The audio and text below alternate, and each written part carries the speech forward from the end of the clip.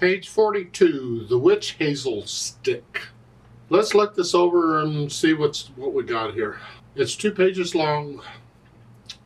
Bass and bass clef in both staves. Keep that in mind. You always check the clef sign. You never know. That upper staff is going to change back and forth, bass clef and treble clef. 3 flats in the key signatures, so we are in the key of C minor here. How do I know it's C minor, not E flat major, other than hearing the harmony because they sound different? E flat major is here, and C minor, it's a different harmony, sort of. But look at the last measure on page 43. You're here. That is a C minor chord. And a lot of times, not always, but a lot of times a piece will end on its 1 chord. And that's what, so it's C minor. However, when doing the scales and arpeggios, just do it for the key signature. I want to take it one hand at a time and see how the hands are doing here. And we have a bit of a problem here at the beginning because it starts way down here on these G's. And if you're older than me and you got a big belly, and this doesn't work real well going to these extremes.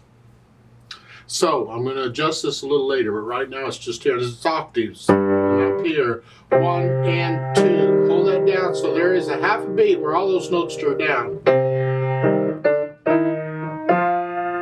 It's an A flat, D, B that's.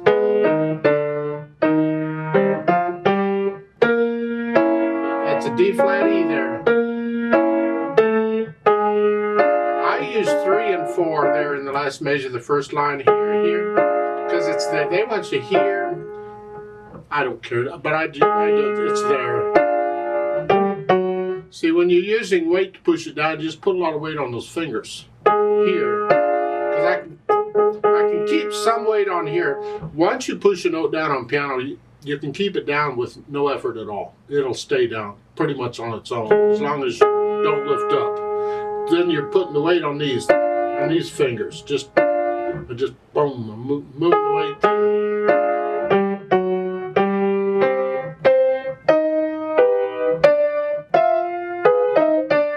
Now the third line down, last 2 measures. You're here, here, B natural. Hold these down and they're tied for 2 measures. And here. Now the last line then that we go in the new section. It's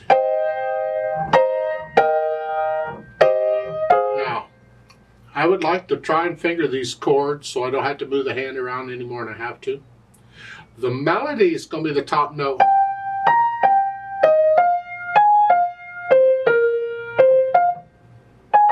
And it would be nice to connect that if possible, but you can't always. The pedal will help us out, but I want to do as much as I at the fingers. So at first it's fine where it's kind of in this position. But then when I get to the second measure on here, rather than here, I'm going to use 3rd finger on that E. Because I want 4 here and 5 here. Those are the notes coming up. Here. And then you come down.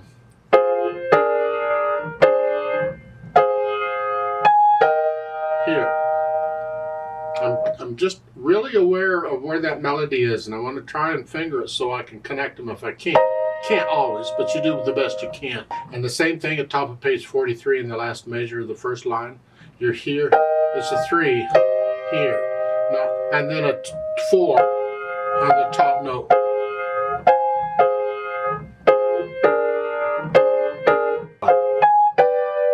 The last 2 measures of the second line, it's a B natural, and those are all tied. And then you come back down to what you were doing at the beginning, bass clef. Left hand.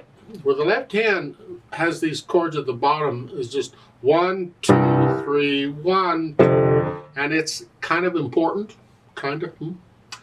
Only hold these down for 1 beat. We want a rest in the left hand in the bottom staff on the 3rd beat of these measures. It needs to be silent, so it's. So you can just figure out the left hand. And we get down to the last line on page 42. You're here, 5, 2. Yeah. They're both black keys, so it's hopefully. The problem is the black keys are narrower and it's easy to miss them. So you may have to practice going from here to here, here. Now I would suggest, because you're coming back down here, go ahead and play that B flat with the thumb. You can actually do a 3 here, so it's here. This way you're closer to that where you want to be. Because if you do a thumb here, you have to do here. I prefer to go here and here. It's closer. So again, the last measure is the last line. It's here. It's a 1, 3, 1, or 1, 2, 1. I don't care what you do, but I want a thumb on that last beat here, so I can do that. Then on page 43, second line, the last 2 measures. You're here and treble clef, and they want here. Yeah, it's okay if that's what you want to do, but I don't want to go from here to here. I would prefer not to. The thumb's close to it, so I'm just going to use the thumb on the first one. I like 4 here because that way I can do 4, 3, 2, 1. So again, the last 2 measures, it's here and then the thumb. 1, 4. You have to be able to do this anyway. If you're doing the arpeggios, you got to do this anyway. There's a tremolo exercise for that to help you feel that and get used to that stretch. But here, and then a 1 beat rest to get ready to go on, do what you were doing on page 42. Put the hands together. Now, when I first put the hands together, again, I hesitate all over the place. I don't care. I'm just trying to figure out how the hands are working together and the fingers are working together. And this is where I want to alter this at the beginning. Rather than this to here, I want the left hand to help me out here because it's not doing anything. So I'm going to have the left hand play the bottom G here rather than here. And that way I don't have to reach as far. My right hand can be right here. Right here. So I'm going to go here. Second finger, third finger. Now, this first full measure, because all these measures work the same way, so let's get this one. It's here, these, and then here. That stays down until I do that. Because the left hand stays down for the 8th note.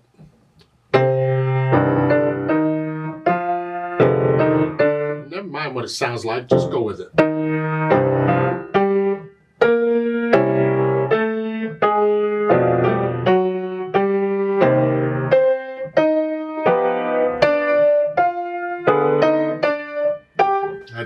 I'd work it out. Let's go down to the last line on page 42. We're changed here. We're here.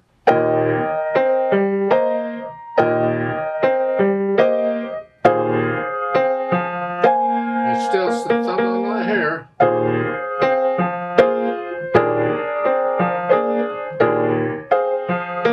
You get the idea. Now, page 43, second line, last 2 measures. You're here. Natural. See, the right hand was tied through all of that, and then when you're ready, you go on. You're back down here, and I'm going to use the left hand again for that bottom G, like I did at the beginning. I might mention here, because there's some difference of opinion. You might run into it, so be aware.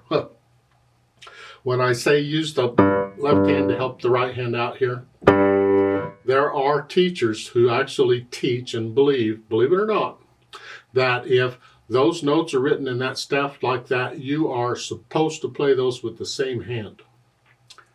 That's not true. There's no rule says that. Somebody's got the wild idea that's the way it should be. You can play any note on any staff at any time with any hand.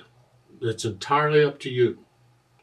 It's done out of convenience. It's just convenient where the right hand is usually playing the upper notes and the left hand playing the lower notes, and then the arranger or editor or composer arranges them in the staff to fit that. You don't have to do that. And that's why I'm saying play that, let the left hand help here.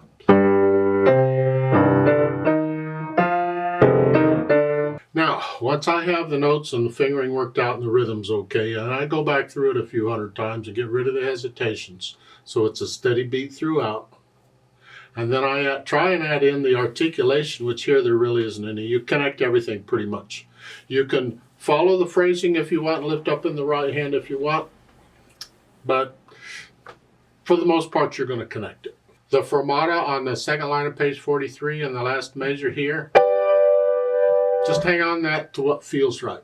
Just linger on that note to whatever, and then when you're ready, lift up and go on. As far as the dynamics go, it goes to the melody, and that's in the right hand. Do what you can with that and keep everything else in the background. Piano, soft. And they say play the accompaniment softly throughout. Well, duh. You do that anyway. It's the melody we want to hear. It's it.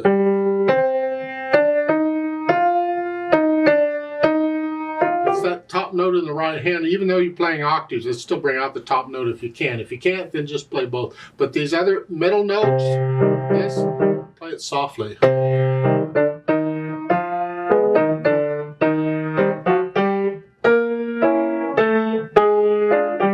want to hear the melody. So the left hand is soft too.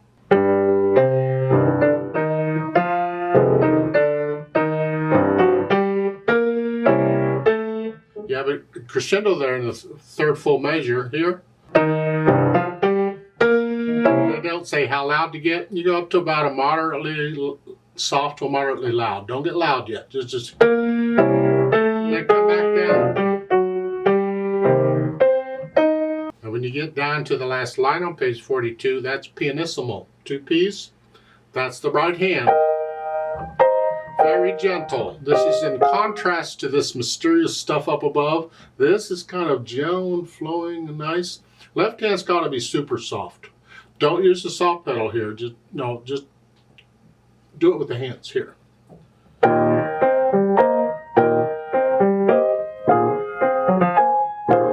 It'd help if I'd play the notes, but you get the idea, I hope. Anyway, you put in the dynamics. And then I think about the speed. Well, Misterioso is not a speed, it's a mood. But a lot of times they'll tell you the mood of the piece, and from there you get the speed. About where I've been going, I think. Mysteriously.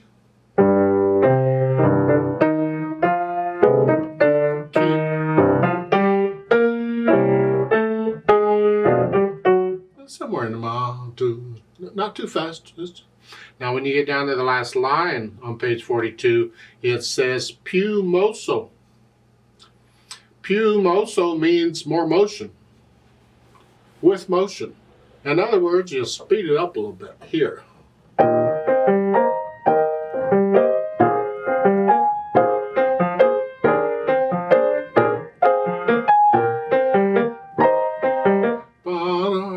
Just nice and gentle. And then at the end of the second line on page 43, you hear there's a retardando, slow down. And hang on to that for a bit, and then you're back to your mysterious again. See in the third line down it says tempo primo. Now that's not the same as an a tempo. This is an important difference here. And a lot of times in music, when they give you a retard, when they want you to go back to after the retard, they want you to speed up again, they'll give you an a tempo. Now, a tempo means to resume the speed you were going before you changed it. Well, if we had an a tempo here, it means we would be playing this the same speed we were playing the last line on page 42. So this would go fast. That's not what they want. So they put in a tempo primo, which means the first speed. Sometimes they say tempo 1. You get a Roman numeral for 1. Doesn't matter. The idea is you use the speed you were using at the beginning of the piece. Whatever speed that was, your first speed, that's the speed you're going here. So what they want is the same speed, this Misterioso thing again, this thing. Here. So there's a difference between an a tempo and a tempo primo. Keep that in mind. Some people say a tempo means you go to the speed you were going at the beginning, and that's not correct. It might be a coincidence that the speed you resume happens to be the same speed at the beginning, but that's not what an a tempo really means. Now they've added pedal, and we need pedal on this to help us connect this. We'd like the overtones too. And I think you can pretty much pedal this like this showing. The only thing we have to watch for is the rests in the left hand on the third beat of each measure. They're showing a change pedal. It's important you do that. So at the beginning, you push the notes down first and then the pedal. Here. Change it here. So we lose that. We don't want that anymore.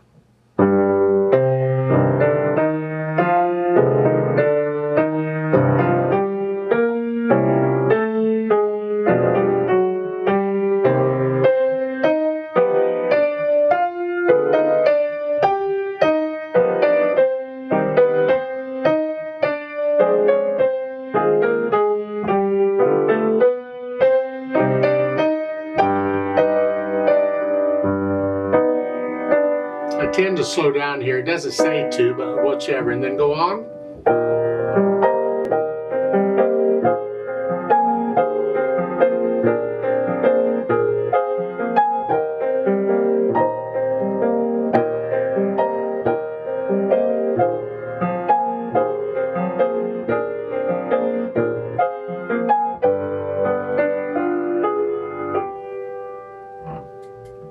I have after the fermata, I have a little bit of silence. I lift the pedal up and then go on.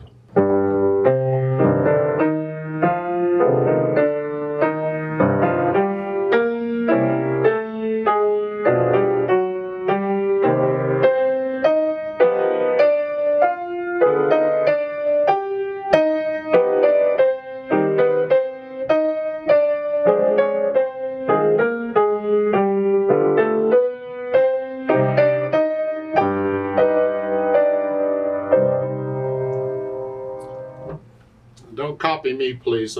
You make it yours. You get into it. The idea is feel this music and remember the natural accents.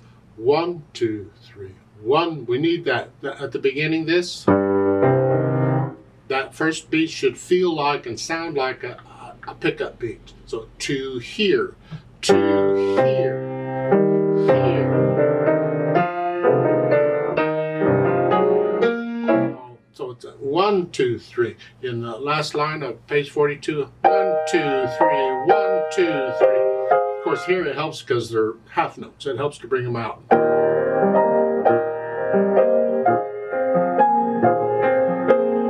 Remember the natural accents. You just got to get past the mechanics where you're not thinking about the notes and the pedaling and the dynamics, and you're feeling this. Because there are places in here where I feel like getting a little louder where it may not be marked so, but if I feel it, I'll just a little louder. That's all right. So it's like in the first line, the third full measure, it's a feel that up there and then back down.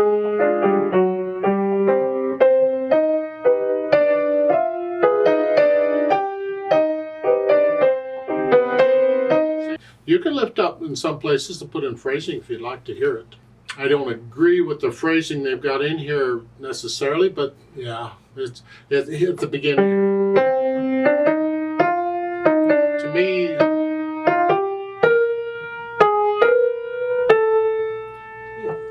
To me, all that fits together as one thought.